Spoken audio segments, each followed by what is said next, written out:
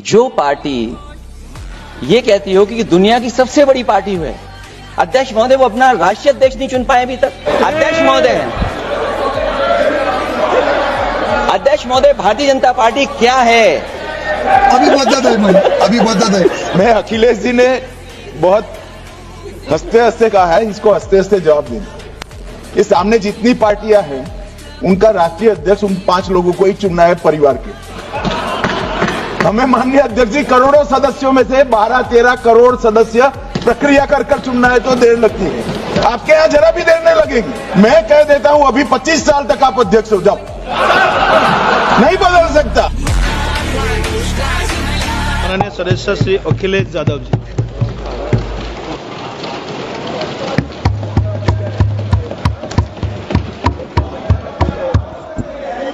Please कोई बात नहीं।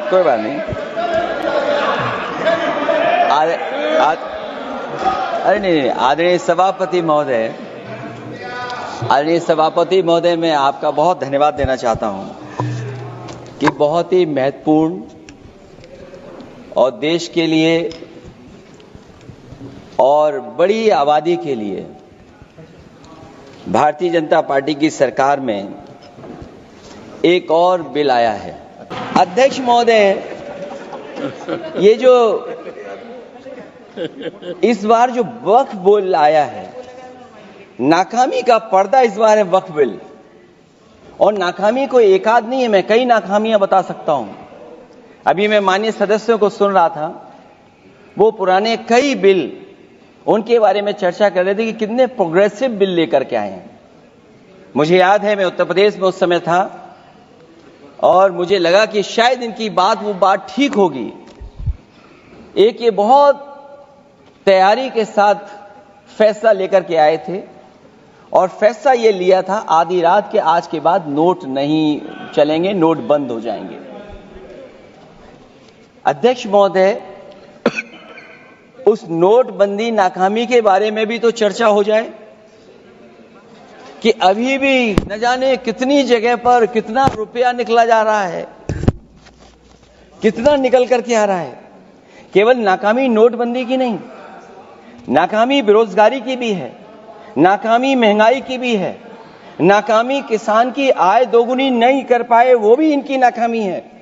मुझे याद है एक माननीय मंत्री जी पूरे देश की नदियों के बारे में बीओडी बता रहे थे, लेकिन माननीय मंत्री जी ये भूल गए कि उनके शहर में, उनके क्षेत्र की जो नदी है उसकी बीओडी क्या है।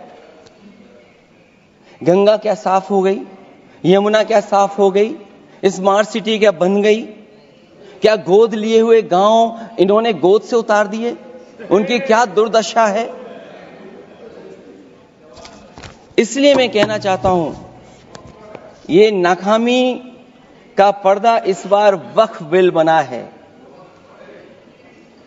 और सबसे बड़ी बात तो यह है कि जिसके लिए फैसला होना है उसकी बात को अहमियत न देना भी नाइंसाफी है।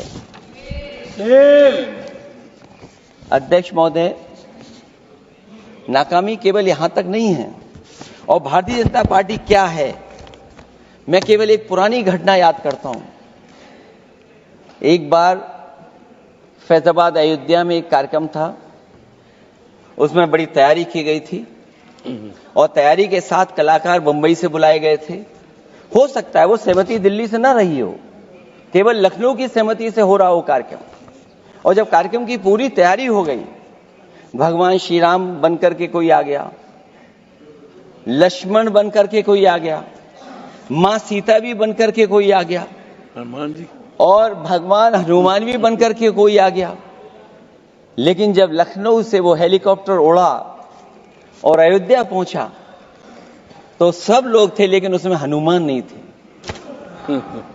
अध्यक्ष महोदय, मैं भारतीय जनता पार्टी के लोगों से कहूंगा कि जानकारी करिए कि आखिरकार भगवान श्री राम थे, लक्ष्मण थे, सीता थी, लेकिन हनुमान क्यों नहीं थे? हनुमान इसलिए नहीं थे, शायद उनकी जात या धर्म कुछ और था। अध्यक्ष महोदय, ये देश मिली जुली संस्कृति से चला है। कुछ हमने सीखा, कुछ उन्होंने सिखाया। और जो लोग ये कहते हैं कि हम सबको बराबरी का हक देते हैं, अभी कुछ दिन पहले ईद निकली है अध्यक्ष महोदय, वो परंपरा रही है, न केवल मैं जाता हूं बल्कि कोई दल का नेता ऐसा नहीं न जाता हो उस कार्यक्रम में शामिल होने। भारतीय जनता पार्टी के जो मुख्यमंत्री, उप मुख्यमंत्री, वो भी जाते हैं, उप मुख्यमंत्री, सभी धर्मों के नेता आते हैं। लेकिन पता नहीं इस बार क्या साजिश थी, षड्यंत्र था कि वहां पर कुछ पाबंदी लगी हुई थी। अगर किसी कारण पाबंदी लगी हुई थी तो बात समझ में आती है, लेकिन जब जानकारी हुई है, किसी को नहीं पता था कि पाबंदी क्यों लगी है कि आप नहीं जा सकते वहां पर कार्यक्रम में शामिल होने। क्या यही भारत है, यही संविधान हमें रास्ता दिखाता है? अध्यक्ष महोदय, जो आज बिल पेश हुआ है, मैं हिंदी और अंग्रेजी को जो कुछ समझ सकता हूं वो यही मैं कह सकता हूं कि माननीय मंत्री जी ने ये कहा कि ये उम्मीद है। ये उम्मीद कैसे बना है, अंग्रेजी में भी मुझे समझ में नहीं आ रहा कि उम्मीद है, ये हिंदी में भी समझ में नहीं आ रहा कि ये उम्मीद है। यूनिफाइड वक्फ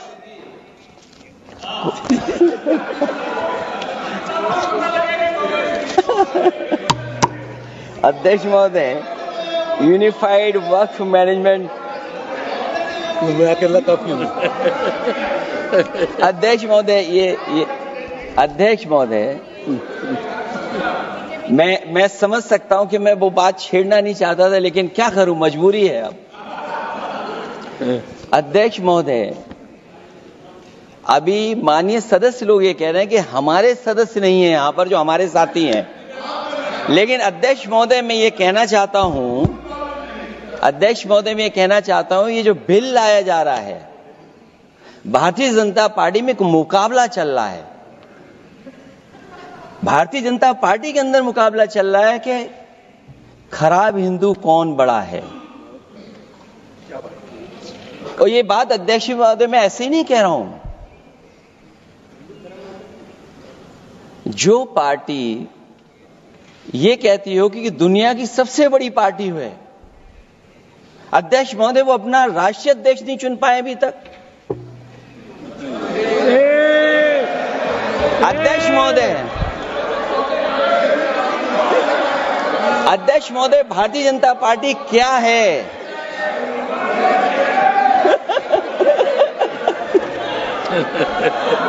जी, मैं अखिलेश जी ने बहुत हंसते हंसते कहा है, इसको हंसते हंसते जवाब देना।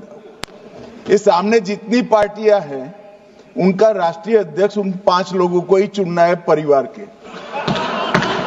हमें माननीय अध्यक्ष जी करोड़ों सदस्यों में से 12-13 करोड़ सदस्य प्रक्रिया कर कर चुनना है तो देर लगती है। आपके यहां जरा भी देर नहीं लगेगी। मैं कह देता हूं अभी 25 साल तक आप अध्यक्ष हो जाओ, नहीं बदल सकता। जय हिंद दोस्तों, जैसा कि वीडियो में आपने देखा, वीडियो बहुत ही इंटरेस्टिंग और बहुत ही लाजवाब थी। जिस तरीके से संसद में जब कोई विपक्ष की पार्टी का कोई एक बहुत बड़ा नेता किसी टॉपिक पे बोलता है और उसको जवाब नहीं मिलता है तो वो इधर उधर की बातें करने लगते हैं। तो वैसा ही एक आपने इस वीडियो में देखा कि कैसे यूपी के एक बहुत ही बड़े विपक्ष के नेता को जब कोई और सवाल का जवाब या और किसी टॉपिक पे या उसमें कमी निकालने को नहीं मिला तो वो कहने लगे कि आपको तो अध्यक्ष चुनने में ही बहुत समय लग जाता है। तो उस पर हमारे पुष्पा भाऊ जो कि जवाब देने के में एकदम पीछे नहीं हटते हैं, उन्होंने ऐसे ही मजाकिया अंदाज में इतना अच्छा जवाब दिया कि जो विपक्ष की वाइफ थी वो भी हंसने लगी।